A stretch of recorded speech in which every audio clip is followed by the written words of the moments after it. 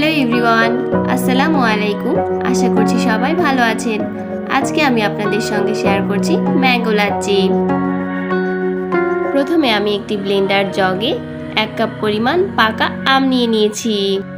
এরপর দিয়ে দিয়েছি 1 টেবিল চামচ চিনি, আর দিয়েছি 2 টেবিল চামচ মিষ্টি দই এবং 1 কাপ পরিমাণ লিকুইড মিল্ক।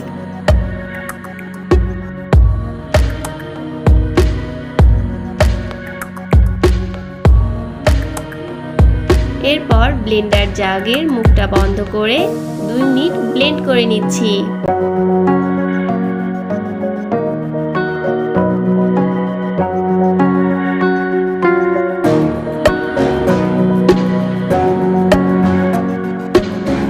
ব্লেন্ড করা হয়ে গিয়েছে, এখন আমি একটি গ্লাসে ঢেলে নিচ্ছি।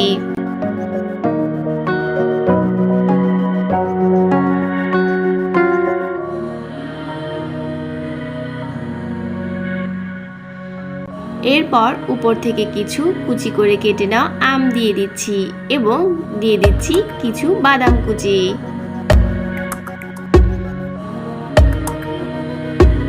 তৈরি হয়ে গিয়েছে খুবই সিম্পল, খুব মজার আর রিফ্রেশিং একটি ড্রিঙ্ক, ম্যাঙ্গো লাচ্ছি।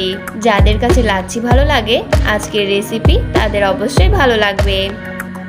আমার আজকের ভিডিও দেখার জন্য আপনাদের সবাইকে অনেক ধন্যবাদ।